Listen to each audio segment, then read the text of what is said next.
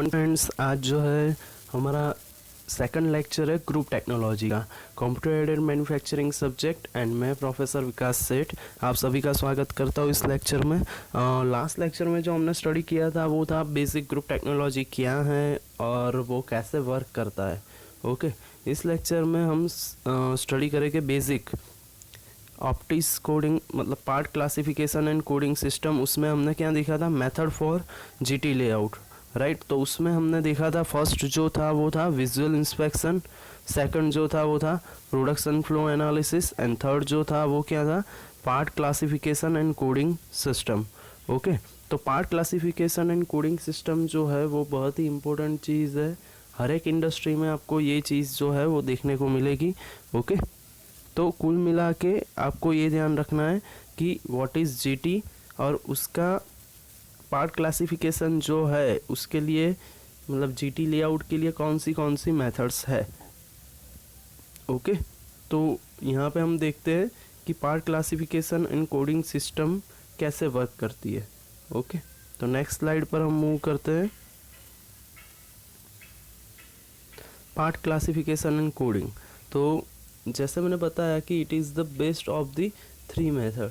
जो तीन मेथड्स थी उसमें से ये जो मेथड है वो कैसी है, सबसे बेस्ट है। ओके, और हाँ, आज थोड़ा एक मोटिवेशन पहले हो जाए कि क्यों हम ये सब स्टडी कर रहे, करना चाहिए या नहीं चाहिए। और काफ़ी सारे ये स्टूडेंट्स पूछ रहे थे कि सर हमें प्लेलिस्ट एक क्रिएट करके दो, जैसे यूट्यूब में बाकी फैकल्टीज़ जो है वो करके दे रही है, तो वो आपके लिए ईजी हो जाए, राइट। बट क्लासरूम मेथड जो है वो उससे फार बेटर है। अगर आप क्लासरूम में जाते हो, उसमें क्लास वर्क देखते हो, राइट, तो क्लास वर्क में पर्टिकुलर सब्जेक्ट वाइज आपको जो भी वर्कशीट प्रोवाइड की गई है, जो भी लेक्चर्स है, बाय वन क्लिक आप ओपन कर सकते हो। तो यूट्यूब प्लेलिस्ट की क्या ज़रूरत है, उसमें भी आपको टॉपिक वाइज सब कुछ मिल जाता है कि भाई यूनिट 1 का कौन सा लेक्चर कब हुआ है वो भी आपको पता चल जाएगा। ओके, तो वो बहुत ही ईजी है। और एक स्टोरी थी रिलेटेड टू दिस कि एक दिन तीन फ्रेंड्स जो है, देखो मज़ा आने वाला है स्टोरी में, तो थोड़ा ध्यान से सुन लो क्या है इसमें। ओके, एक दिन जो है तीन फ्रेंड्स जो है वो गाड़ी लेके निकल रहे थे एक सिटी से दूसरे सिटी जाने को। ओके, तो तीन फ्रेंड्स से कार थी एक, ओके, और निकल गए। और 3 से 4 घंटे का रास्ता था, वो लोग शायद 3 बजे के आसपास निकले थे। ओके, और 3 से 4 बजे के आसपास निकल गए थे। और एक वहाँ पे एरिया ऐसा आने वाला था कि जहाँ पे आसपास कोई, मतलब गांव के कुछ है नहीं। ओके, तो वो लोग धीरे धीरे जा रहे थे मस्ती में अपनी, और थोड़े आगे जाके, मतलब वो एरिया की जहाँ से कोई गांव या ऐसा कुछ है नहीं, वहाँ जाके उनकी गाड़ी जो है वो बंद हो गई। तो अभी भाई बंद क्यों हो गई वो देखने के लिए तीनों नीचे उतरे। उन्होंने नीचे जाके देखा कि भाई क्यों गाड़ी बंद क्यों हो गई है, तो जस्ट चेक करते करते पीछे के व्हील के पास पहुँचे। तो वहाँ पे उन्होंने देखा कि पीछे का जो व्हील है उसके 4 नट बोल्ट जो है वो निकल गए। अभी निकल के कहाँ गिरे वो भी नहीं पता है, और व्हील जस्ट, वो जो था व्हील वो निकलने ही वाला था, और वो थोड़ा टिल्ट हो गया, इसी वजह से गाड़ी जो है वो रुक गई। ओके, तो कुल मिला के अभी उनके पास नट बोल्ट थे नहीं, गाड़ी रुक गई थी।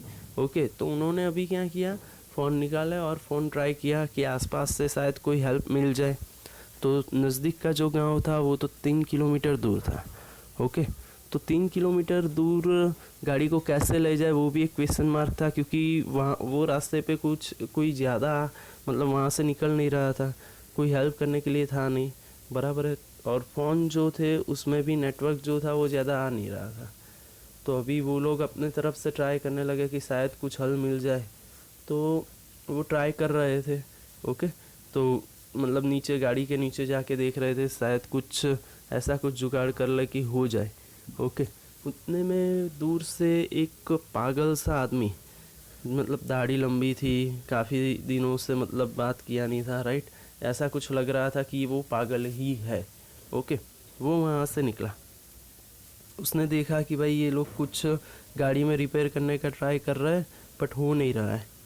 ओके, तो उसने नज़दीक जाके पूछा उन तीनों से कि भाई साहब मैं आपकी हेल्प कर सकता हूँ, मैं आपकी हेल्प कर दूँ। आपका प्रॉब्लम सॉल्व हो जाएगा। तो देखो ये तीनों जो थे वो काफ़ी टाइम से मतलब गाड़ी जो थे वो ड्राइव कर रहे थे। तो उन्होंने ऐसा सोचा कि भाई ये जो है वो पागल ठहरा, वो हमारी क्या हेल्प कर लेगा।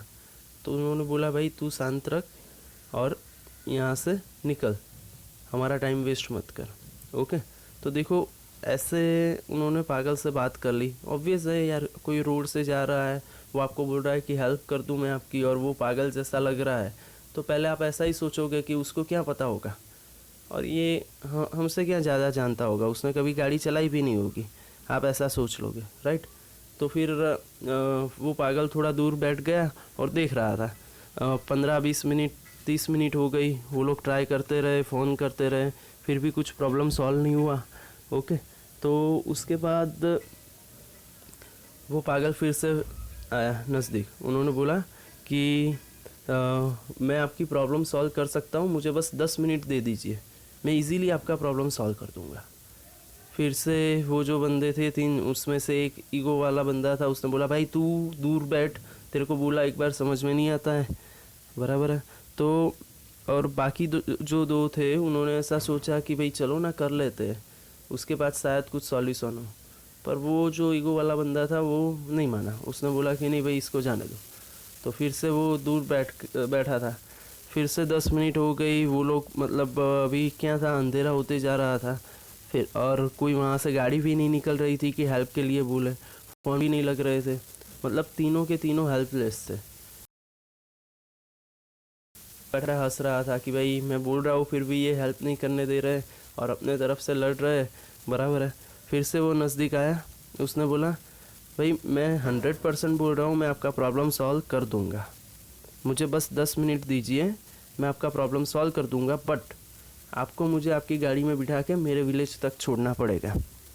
अभी तीनों के पास कोई मतलब दूसरा ऑप्शन था नहीं, इसीलिए तीनों ने सोचा चलो भाई इसको एक ट्राई दे देते हैं कि शायद कुछ अपना बन जाए, ओके, काम बन जाए। तो उसने क्या किया, वो जो बोल्ट टाइट करने का होता है राइट, स्टील का, जिससे वो ट्राई कर रहे थे, तो बेसिक उसने वो हाथ में ले लिया। तीनों टायर, आगे के 2 व्हील और पीछे का 1 व्हील, सभी में से एक एक स्क्रू निकाल दिया। मतलब उसके हाथ में अभी कितने थे, 3 नट बोल्ट आ गए थे, और वो 3 नट बोल्ट उसने कौन से, जो व्हील में नट बोल्ट नहीं थे उसमें फिट कर दिए। तो अभी चारों व्हील में क्या है, 3-3 नट बोल्ट है। ओके, तो चारों व्हील में 3-3 नट बोल्ट हो गए, तो इजीली वो अभी क्या कर सकते हैं, जा सकते हैं। और वो भाई गाड़ी में बैठ गया जाके। तो अभी देखो तीनों को उसको गाड़ी में बिठाना भी पड़ा, अपने साथ ले जाके उसके विलेज तक छोड़ना ही पड़ा। अभी यही चीज़ वो लोग आधे घंटे पहले 1 घंटे पहले जब वो बंदा समझा रहा था कि मैं कर लूँ, तब शांति से उसको पूछ लिया होता कि भाई कैसे कर सकते हैं इसको, बराबर है। तो इजीली उनका प्रॉब्लम भी सॉल्व हो जाता और वो लोग निकल भी सकते थे। ओके, बट क्या किया कि भाई तू छोटा है, तेरे को नहीं पता है, मुझे सब पता है, ऐसी कंडीशन में रहे। तो हमारे साथ भी ऐसा ही होता है, हर टाइम हम क्या करते हैं, हमें ही सब पता है। घर पे भी शायद कोई बोल दे तो हम बोलते हैं कि भाई मुझे सब पता है, आप मत बताओ, राइट। तो ऐसा नहीं होना चाहिए, कोई छोटा नहीं है, कोई बड़ा नहीं है, जिससे भी सीखने को मिल रहा है बस आपको सीखना है। इस लॉकडाउन की कंडीशन में यूट्यूब चैनल पे सिर्फ हमारा नहीं, आप सभी के वीडियो देख सकते हो, बराबर है। जितना नॉलेज आप गेन करोगे उतना आपके लिए अच्छा है ना। ओके, तो बस सीखो, कोई छोटा बड़ा नहीं होता है। देखो हम भी क्लास में क्या होता है कि कोई स्टूडेंट कुछ अच्छा कुछ नया क्रिएट करके लाता है तो हम भी सीखते हैं।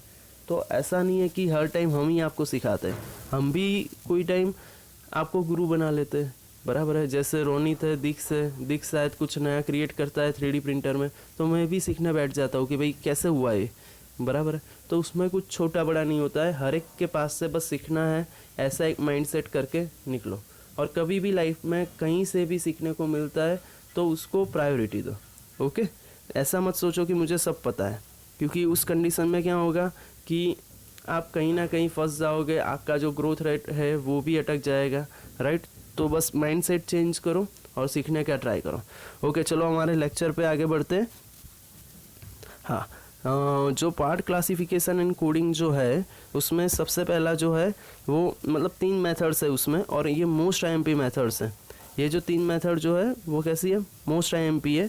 उसमें जो पहली मेथड है वो है ऑप्टिस कोडिंग सिस्टम। कौन सी, ऑप्टिस सिस्टम। उसके बाद में MI क्लास, और थर्ड जो है वो कोड सिस्टम है। तो ये दोनों जो है सिस्टम वो मोस्ट IMP है, obtuse and MI class system. Code system जो है वो ज़्यादातर नहीं पूछते हैं, और कंपनीज़ में भी obtuse and MI class system शायद यूज़ होती है।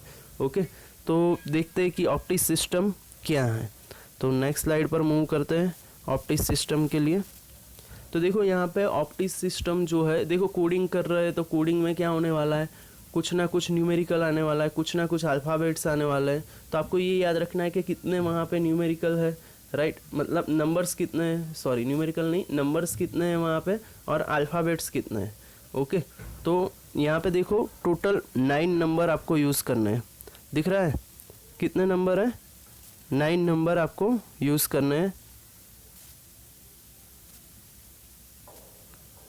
और 4 अल्फ़ाबेट यूज़ करना है।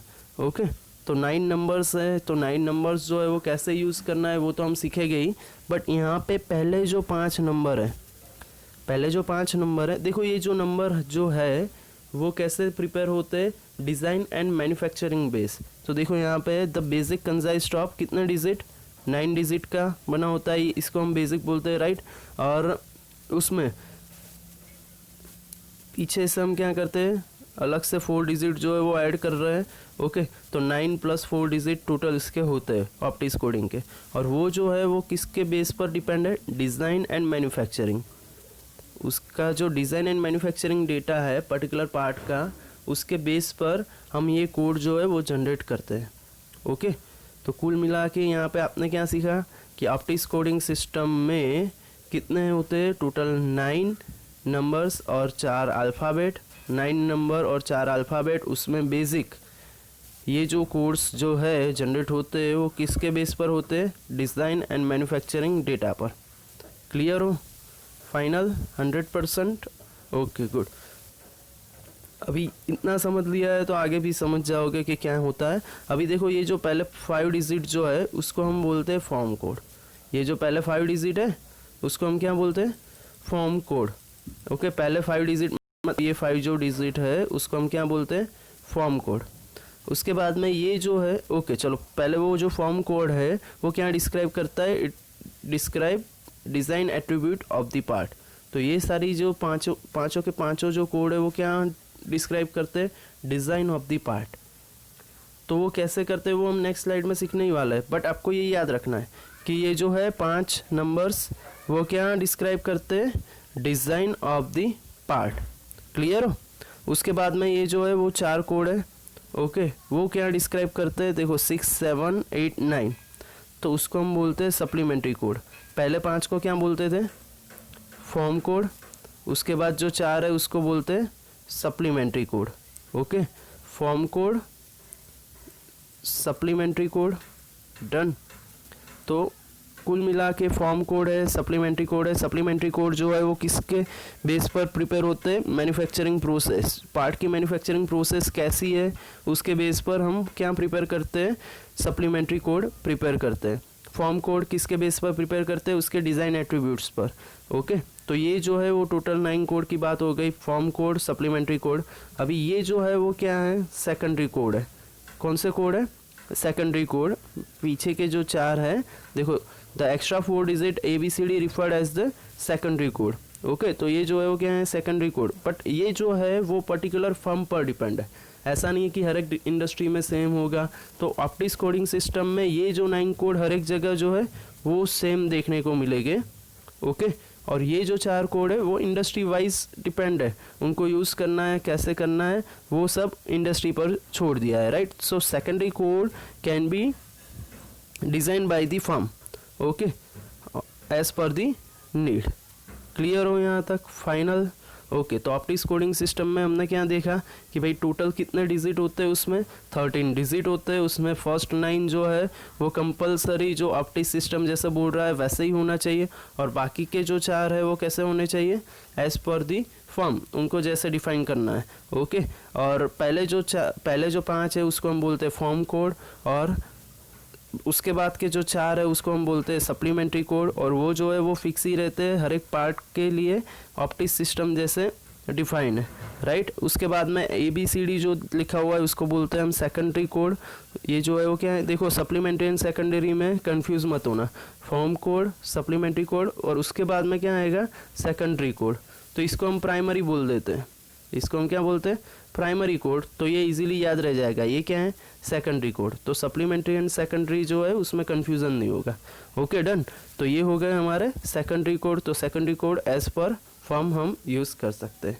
क्लियर हो यहाँ तक, फाइनल 100%। Okay good. तो चलो आज इतना ही रखते हैं अपने लेक्चर में, बाकी का हम नेक्स्ट लेक्चर में देखेंगे कि ऑप्टिक्स कोडिंग सिस्टम कैसे वर्क करती है। Okay, thank you very much to watch the lecture.